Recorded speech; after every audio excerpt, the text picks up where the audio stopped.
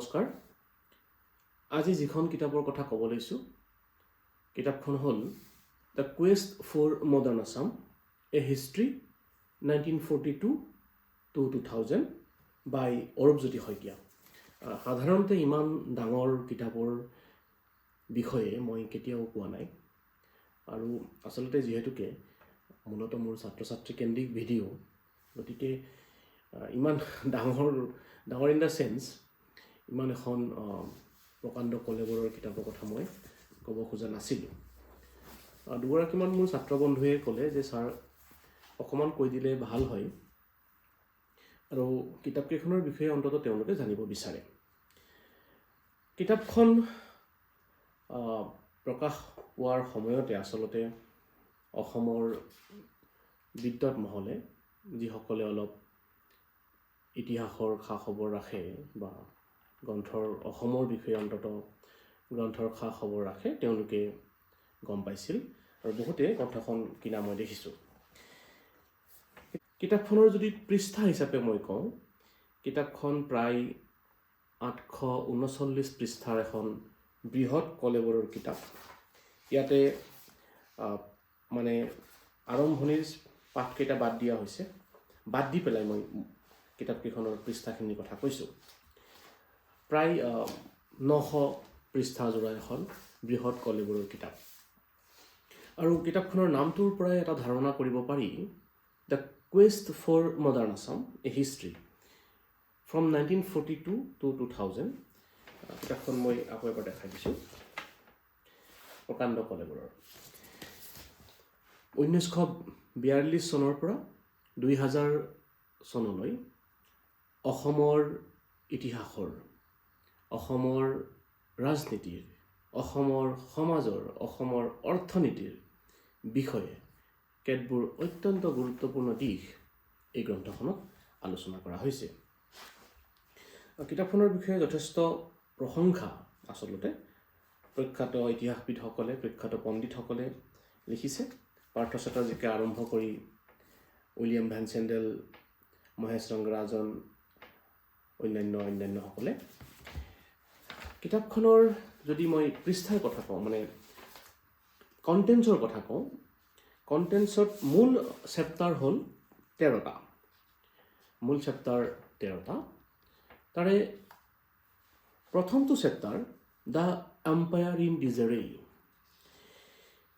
Second bumpy road to independence, third birth pangs, fourth, Assam in a federal India, fifth, domestic woes, sixth, in search of modern, seventh, travel in the eastern Himalayas, eighth, unfolding crisis in the highlands, 9, atop a volcano, 10th, the battle continues, 11th, economic and political storms, 12, waves of popular protest, then last one, 13th, moving towards the millennium. ইয়াৰে প্ৰথম অধ্যায়ৰ পৰা শেষৰটো অধ্যায়লৈকে মূল content পৃষ্ঠা 1 পৰা পৃষ্ঠা 538, 1 to 538। বাকীখিনি মূলত bibliographical details and the endnotes. মানে বৃহৎ আকাৰৰ এই গ্ৰন্থখনত মই জাষ্ট এটা ধাৰণা এটা হ'বৰ কাৰণে দেখাই দিছোঁ। কিতাপখনৰ মই যদি দুটা ভাগ কৰি দিওঁ এনেকুৱাকৈ, এইখন কিতাপখনৰ এইখিনি যদি আমি মূল অংশ বুলি ধৰোঁ, এইখিনি ইয়াত মূলত ৰেফাৰেঞ্চ, বিব্লিঅগ্ৰাফি ইত্যাদি ইত্যাদি। এই কথাখিনি মই মানে গৱেষণাৰ লগত জড়িত থকা মানুহখিনিৰ কাৰণে কোৱা নাই, আৰু বিশেষকৈ ছাত্ৰ ছাত্ৰীখিনিৰ কাৰণেহে মই কথাটো কৈছোঁ যে তেওঁলোকে ধাৰণা এটা কৰিব যে কিতাপখন এখনত কিমান বেছি ৰেফাৰেঞ্চ ইউজ কৰা হৈছে, কিমান বেছি চ'ৰ্চ ইউজ কৰা হৈছে। এতিয়া যদি আমি চেপ্টাৰ ৱাইজ যাওঁ, প্ৰথমটো চেপ্টাৰত কি আছে সেইখিনি ক'বলৈ গ'লে বহুতখিনি সময় লাগিব, তথাপিতো মই চমুকৈ ক'বলৈ চেষ্টা কৰিছোঁ। কিতাপখন কিনা মোৰ বহুদিন হৈছে, পঢ়োঁতে মোৰ সময় লাগিলে। এতিয়াও যে মানে এনেকুৱা হৈছে যে কিছুমান কথা হয়তো মোৰ ৰৈ গৈছে, আৰু যদি মই এবাৰ পঢ়োঁ আৰু নতুন নতুন কথা ওলাব। তেনেকুৱা হয়ে যিকোনো কিতাপৰ ক্ষেত্ৰত। প্ৰথমটো অধ্যায় the empire in disarray, second world war in Assam, দ্বিতীয় বিশ্বযুদ্ধৰ লগত অসম, এই কথাবিলাক জড়িত আছে। এইখিনিতে এটা কথা কওঁ, লেখকটোৱে লিখিছে যে স্বৰাজোত্তৰ অসমৰ ইতিহাসৰ কথা যদি আমি কওঁ, বহু সময়ত দেখা যায় কেইটামান গুৰুত্বপূৰ্ণ ঘটনাই স্বৰাজোত্তৰ অসমৰ ইতিহাস মানে সামৰি লয়। সেইকেইটা কথাই আমি বেছিকৈ জানো। স্বাধীনতাৰ পিছত চীনৰ ভাৰতৰ যি সীমা বিবাদ, তাত অসম বা অসমৰ কথা আহে। তাৰপিছত লেংগুৱেজ, ভাষাৰ সমস্যাৰ কথা আহে। ইমিগ্ৰেশ্যনৰ সমস্যাটো আগৰ পৰাই আছিলে, সেইটো চলি আছে। অসম আন্দোলনৰ সময়ত সি একেবাৰে আহি এটা মানে আন্দোলনৰ অৱস্থা এটা পালেহি। তাৰপিছত অসম আন্দোলনৰ পিছত 2000 সেই দশকটোত কৃষক বিদ্ৰোহ হৈছে বিভিন্ন সময়ত। তাৰ আগতেও স্বাধীনতাৰ ঠিক পিছে পিছে অসমত কৃষক বিদ্ৰোহ হৈছে, সেই কথাখিনি আলোচিত হয়। অসমৰ বানপানী, অসমত হোৱা ভূমিকম্প, এই কথাখিনিয়ে মূলতঃ আলোচিত হৈ থাকে। ক'ৰবাত দ্বিতীয় বিশ্বযুদ্ধৰ কথা কিছু পৰিমাণে আলোচিত হয়। কিন্তু এই গোটেই কথাখিনিৰ উপৰিও অসমৰ ইতিহাসত, স্বৰাজোত্তৰ অসমৰ ইতিহাসত এনে বহু দিশ আছে যিবিলাক দিশেই আচলতে, যিবিলাক কথাই আচলতে স্বৰাজোত্তৰ অসম বা আধুনিক অসমৰ ভেটি নিৰ্মাণত অৰিহণা যোগাইছে। সেই গোটেই কথাবিলাক আমি আলোচনা নকৰোঁ। আৰু ইতিহাসৰ মানে অধ্যয়ন কৰোঁতেও বহু সময়ত দেখা যায় যে আমি ইতিহাস বুলি কোৱাৰ লগে লগে বহুতে ভাবে যে 1947 পিছত ইতিহাস নহয়, এইটো পলিটিকেল চায়েন্স হৈ যায়। এইটো মই কোৱা কথা নহয়, ৰামচন্দ্ৰ গোহাঁই এবাৰ এটা বক্তৃতাত কৈছিলে। কথাটো অলপ জটিল। আচলতে ইতিহাস কি, কোনখিনি কথা ইতিহাস, কোনখিনি কথা ৰাজনীতি বিজ্ঞান হ'ব, সেই কথাটো নিৰ্ধাৰণ কৰাটো এটা মানে বিতৰ্কিত কথা। ইতিহাসবিদসকলেতো বৰ্তমান সময়কো ইতিহাসত সামৰি ল'ব খোজে, সেইকাৰণে হিষ্ট্ৰী অফ দ্য প্ৰেজেণ্ট এনেকুৱা ধৰণৰ কথাবিলাকো আহে। যি নহওক, মূল কথালৈ আহোঁ। প্ৰথমটো অধ্যায়ত second world war, then second world ৱাৰৰ সময়ত জাপানীজ ফ'ৰ্চে মানে জাপানী সৈন্য বা জাপানীসকলে কেনেধৰণে বাৰ্মা, অসম এই অঞ্চলটোত প্ৰৱেশ কৰিছিল, আহিছিল। ডিটেইলছ আছে আচলতে। মই পঢ়ি যাওঁতে কিছু কথা লিখি গৈছিলোঁ। ইভাকুৱেশ্যনবিলাক কেনেকৈ হৈছিলে, পাটকাই পৰ্বত কেনেকৈ পাৰ হৈছিল।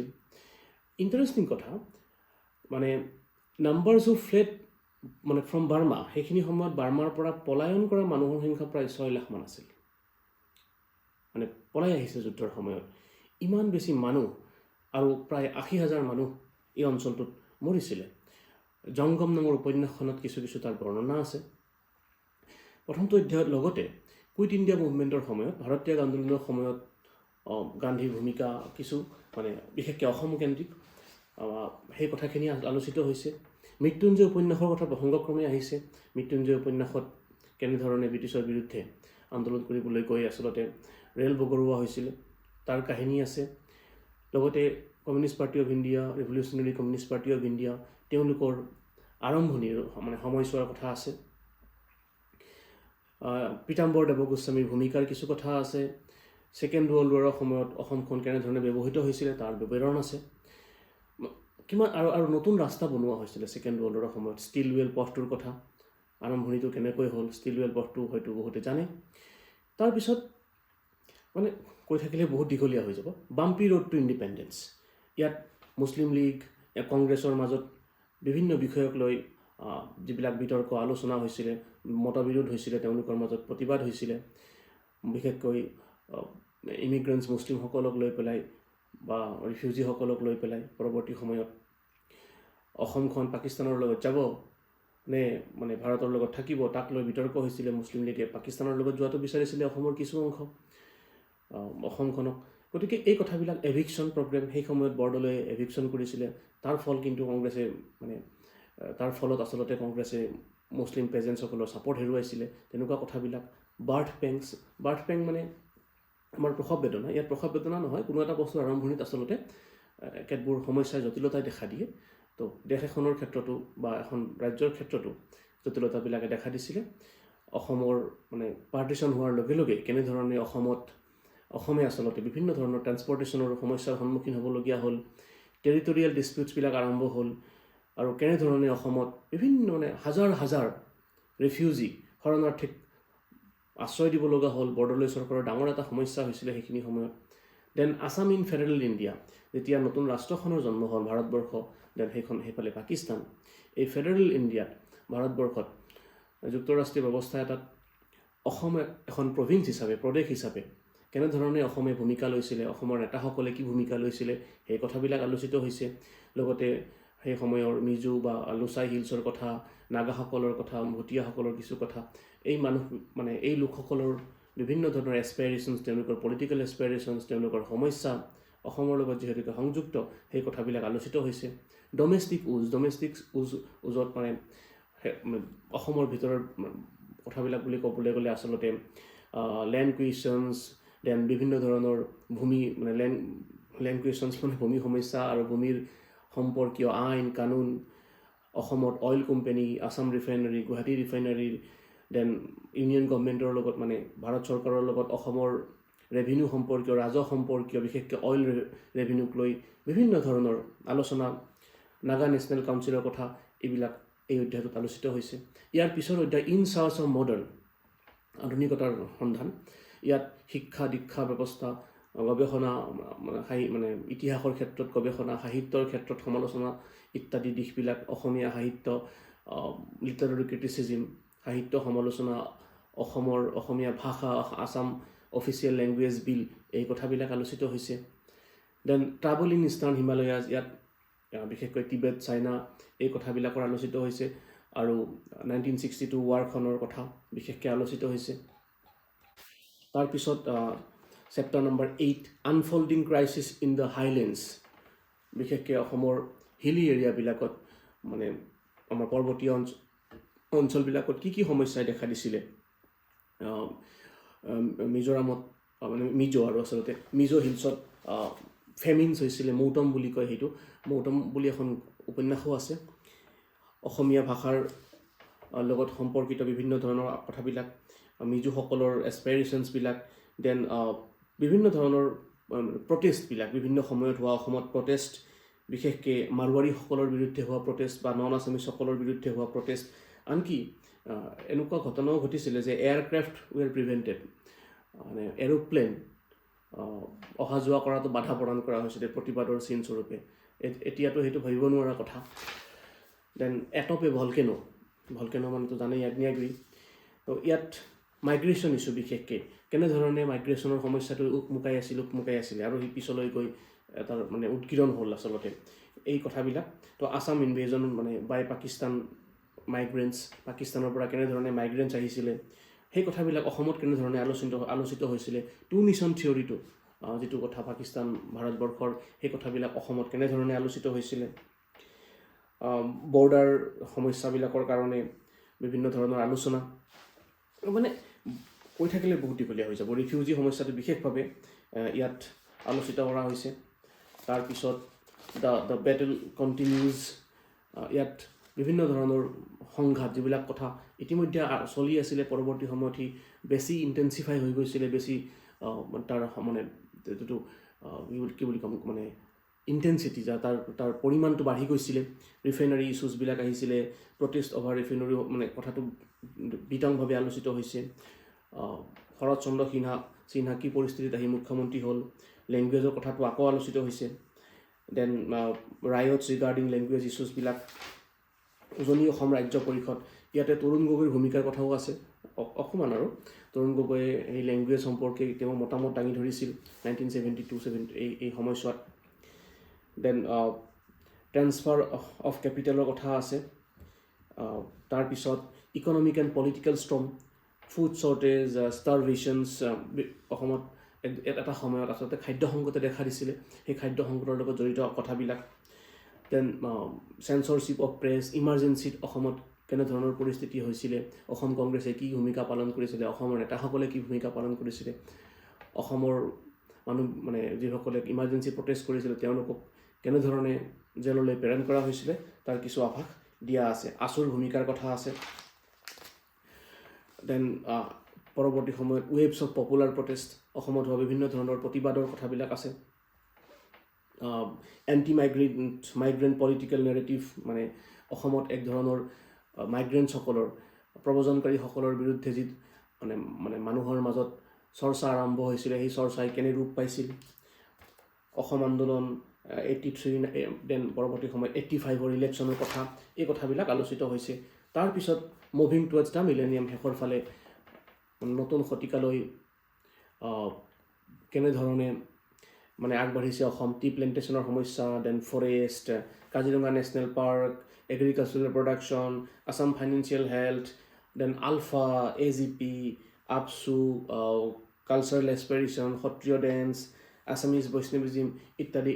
এই সকলো দিশ আচলতে স্বৰাজোত্তৰ অসমৰ সকলো বুলি ক'লে হয়তো কথাটো অলপ ভুল হ'ব পাৰে, মানে প্ৰায়খিনি কথা ছ'চিয়েল, পলিটিকেল এণ্ড ইকনমিক, এই গোটেই কথাখিনি অসমৰ স্বৰাজোত্তৰ অসমৰ এই গোটেইকেইটা দিশৰ কথা যিমান পাৰি লেখকে ইয়াত আলোচনা কৰিবলৈ যত্ন কৰিছে। এতিয়া কথাটো হ'ল যে কিতাপখনৰ বিষয়ে আমি কি ভাবোঁ। ব্যক্তিগতভাৱে মই বিশ্বাস কৰোঁ যে এইখন এখন স্বৰাজোত্তৰ অসমৰ বিষয়ে বুজিবৰ কাৰণে এৰাব নোৱাৰা কিতাপ। এইখনক বাদ দি স্বৰাজোত্তৰ অসম আমি বুজি ভালদৰে নাপাম। এইখন এখন অন্যতম গ্ৰন্থ, এইখন একমাত্ৰ বুলি মই নকওঁ, এইখন এখন অন্যতম গ্ৰন্থ।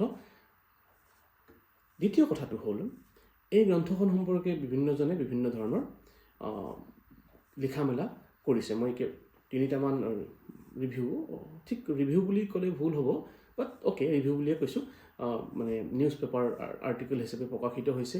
টেলিগ্ৰাফত হৈছিলে, হিন্দুত হৈছিলে, তাৰপিছত আৰু ডাউন টু আৰ্থ নেকি এটা, তাত প্ৰকাশিত হৈছে। ইয়াৰে এটা ৰিভিউত কোনোবাই লিখিছে যে জাপানীজ ইনভেজনৰ কথা লেখকে কিছু পৰিমাণে উপস্থাপন কৰোঁতে তাত কেতবোৰ বিসংগতি আছে বুলি তেওঁ ভাবিছে। ঠিক তেনেকৈ এই কিতাপখনক লৈ অসমীয়াটো আলোচিত হৈছে। হীৰেণ গোহাঁই ডাঙৰীয়াই তেওঁৰ এটি প্ৰবন্ধতে আচলতে সাতখৰীত ডিচেম্বৰ মাহত প্ৰকাশিত হৈছিলে। সেই সাতখৰীখনত তেওঁ কেতবোৰ কথা উনুকিয়াই দিছে। তেওঁ বিশেষকৈ আচলতে ৰেফাৰেঞ্চৰ ক্ষেত্ৰত তেওঁ দুটামান কথা কৈছে। পৰৱৰ্তী সময়ত হয়তো লেখকে সেই কথাবিলাক এড্ৰেছ কৰিব। কিন্তু দুই এটা এনেকুৱা ধৰণৰ দিশ থকাৰ পিছতো এটা কথা আমি ক'বই লাগিব, এই গ্ৰন্থখন প্ৰস্তুত কৰোঁতে লেখকৰ যথেষ্ট পৰিশ্ৰম পৰিস্ফুট হৈছে। লেখকে অতি সুন্দৰভাৱে অসমৰ ইতিহাসক, স্বৰাজোত্তৰ অসমৰ ইতিহাস সমাজ জীৱনক দাঙি ধৰিবলৈ যত্ন কৰিছে। মানে অসমৰ ইতিহাসক লৈ, বিশেষকৈ স্বৰাজোত্তৰ অসমৰ ইতিহাসক লৈ কিতাপ একেবাৰে নোহোৱা নহয়, অলপ অলপ ক'ৰবাত প্ৰকাশিত হৈছে। আৰু শেহতীয়াভাৱে এখন নতুন গ্ৰন্থ, political history of Assam 1947 to 71, volume 1, এইখন ৰাজেন শইকীয়া ডাঙৰীয়াৰ সম্পাদনাত প্ৰকাশ পাইছে। এইখন সম্পূৰ্ণ ৰাজনৈতিক ইতিহাস। এইখনত থকা বহু কথা এইখনতো আছে। তো মই ছাত্ৰ ছাত্ৰীসকলক এটা কথা আহ্বান জনাব পাৰোঁ, তেওঁলোকে যদি অসমৰ বিষয়ে ভালদৰে জানিব বিচাৰে, অসমৰ বিষয়ে বুজিব বিচাৰে, তেতিয়াহ'লে এই গ্ৰন্থখন পঢ়িবই লাগিব। বেলেগ কিতাপো পঢ়িব লাগিব, মানে এইখনক বাদ দি নহ'ব। কাৰণ বহু কথা ইয়াত এনেকুৱা ধৰণে আলোচনা কৰা হৈছে যিবিলাক হয়তো নহয় বহুত কিতাপত, এতিয়ালৈকে মই পঢ়া কিতাপত নাই। গতিকে আৰু এটা কথা যে মই প্ৰথমতে কৈছিলোঁ যে আমি মূল কথাবিলাকে আলোচনা কৰি থাকোঁ, লেংগুৱেজ ইছ্যু, আছাম মুভমেণ্ট, ইমিগ্ৰেশ্যনছ, ঠিক আছে, সেই কথাবিলাকো ইয়াত আলোচিত হৈছে। কিন্তু সেই কথাবিলাকৰ লগত জড়িত আনুষংগিক অন্যান্য দিশবিলাক, সেইবিলাকক সিমান গুৰুত্ব দিয়া হোৱা নাই।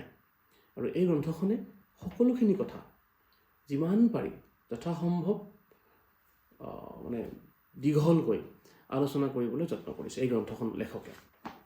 গতিকে এইখন এখন আমি ভাল কিতাপ বুলিয়েই ক'ব লাগিব। আৰু গ্ৰন্থখনৰ যি সমালোচনা দুই এটা আমি দেখিছোঁ, লেখকৰো হয়তো নিশ্চয় সেই বিষয়ে তেওঁৰ নিৰ্দিষ্ট দৃষ্টিভংগী থাকিব। আমি সমালোচকসকলৰ দৃষ্টিভংগীটোহে জানিছোঁ।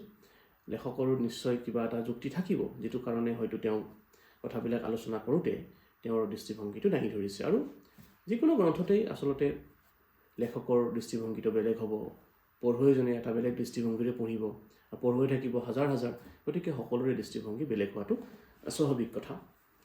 আৰু ছাত্ৰ ছাত্ৰীসকল বুলি কৈছোঁ যদিও আচলতে অসমৰ বিষয়ে যিসকলে অন্ততঃ অসমৰ বিষয়ে চিন্তা কৰে, লাগি থাকে, অসমৰ বিষয়ে বিভিন্ন ধৰণৰ কথা কৈ থাকে, তেওঁলোকে এনেকুৱা ধৰণৰ কিতাপ কিন্তু পঢ়াটো জৰুৰী। তেতিয়াহে আচলতে আমি সামগ্ৰিকভাৱে অসমখনক, বা অকল অসম বুলি নহয়, নৰ্থ ইষ্ট বা উত্তৰ পূৰ্বাঞ্চলক বুজি পোৱাত সহায় হ'ব।